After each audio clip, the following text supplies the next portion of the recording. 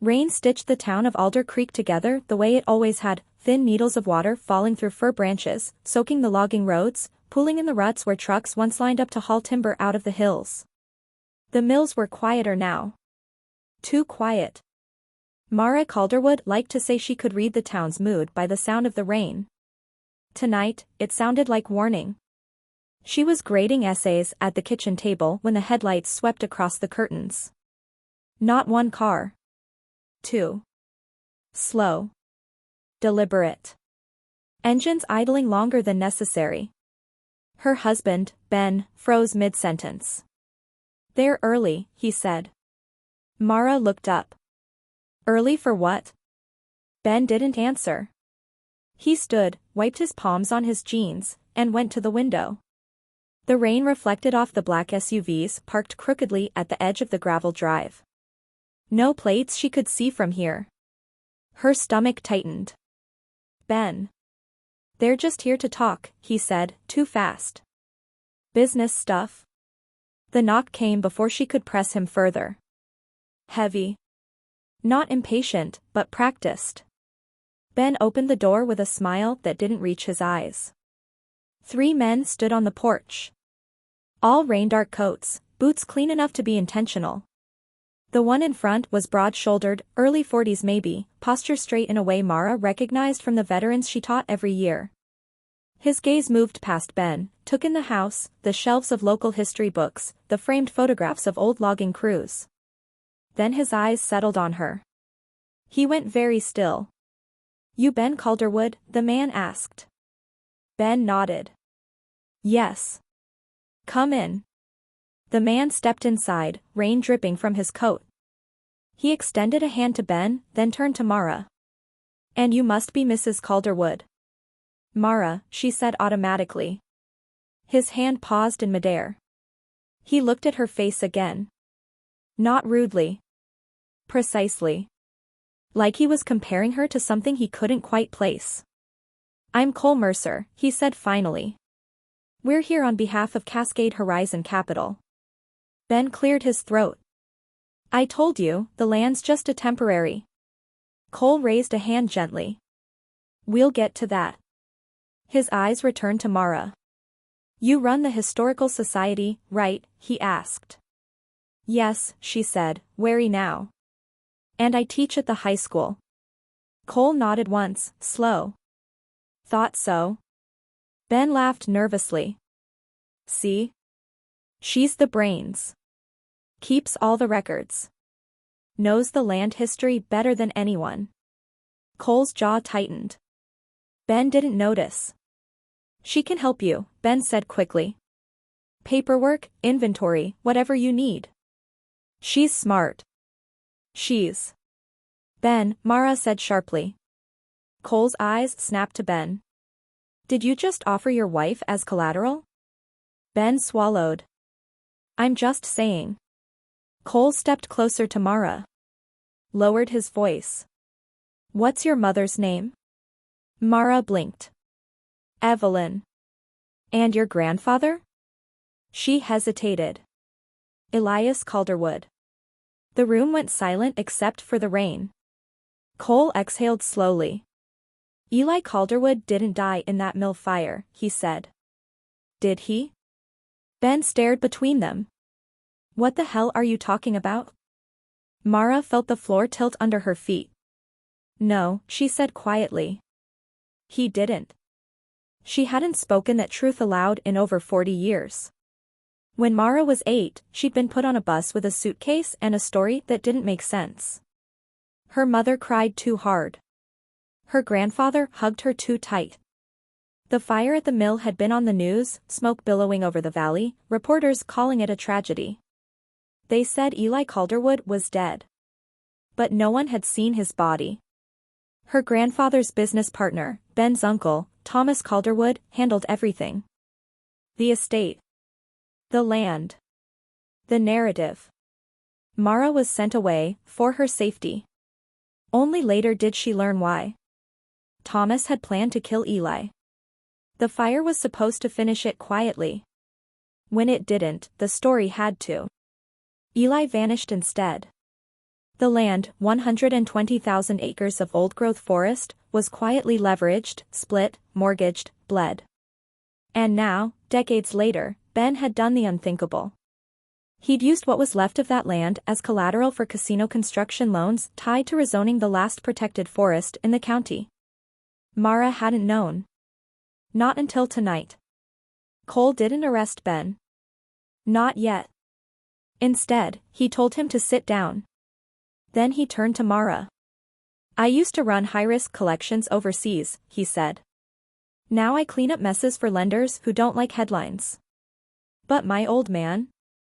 "He worked for Eli Calderwood back in the day." He met her eyes. "You've got his face." The room felt smaller. "They forged his death certificate," Mara said. "Didn't they?" Cole nodded. "We ran it. Serial mismatch. Wrong coroner signature. Someone paid to close the file." Ben jumped to his feet. "This is insane. You're threatening us." "No," Cole said calmly. "Your wife's being robbed." Ben scoffed. "The land's already gone." Mara's voice cut through him like a blade. "No," she said. "It isn't." The county commissioners' meeting was scheduled for Thursday night. The rezoning vote would open the forest to clear-cutting and casino development. It had been rushed through, padded with economic projections and campaign donations. Mara stood at the podium with a binder thick enough to bend the microphone stand. Behind her sat Cole. 2 attorneys. 3 former mill workers. And a woman in a gray coat who had not been seen in public since 2001. Evelyn Calderwood. The room buzzed. Mara spoke first. She laid out the history. The forged death. The illegal transfers. The leveraged loans taken out without full title authority. She played audio. Emails. Banking records. Then Evelyn stood. "My father is alive," she said simply. "And he never relinquished this land." Gasps rippled through the chamber.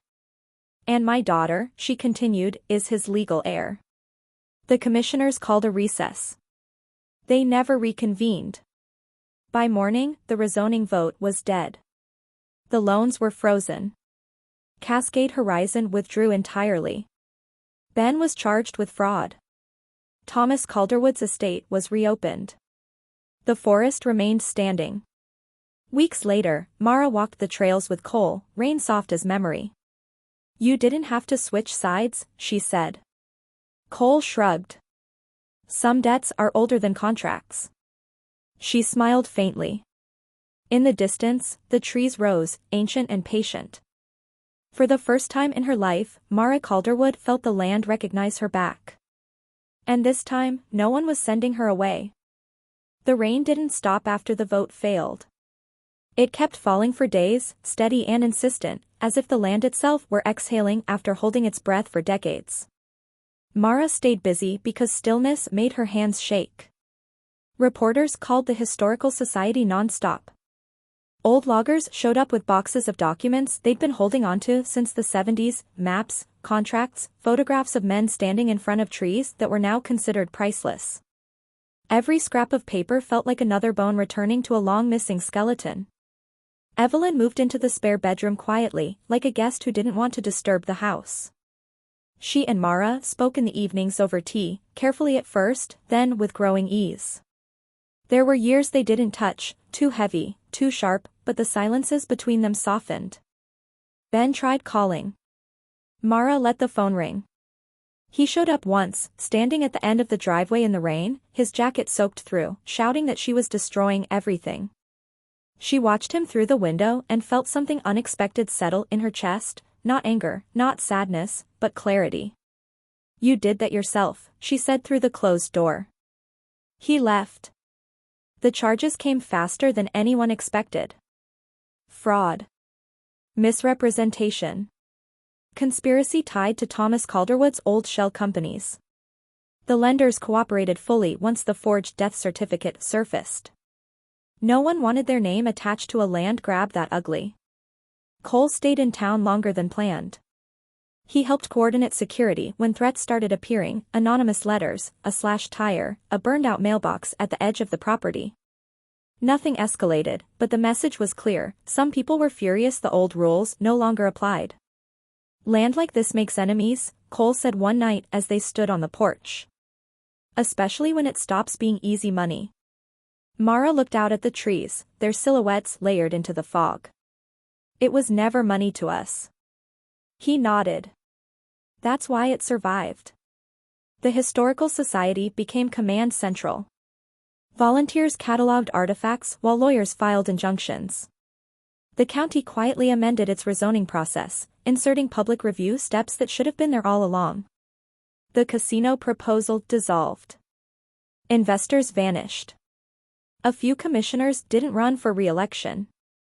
One afternoon, Mara found Evelyn in the archive room, running her fingers along a faded photograph of Eli Calderwood standing beside a steam donkey, hat tipped back, smiling like a man who believed the future could be stewarded, not stripped.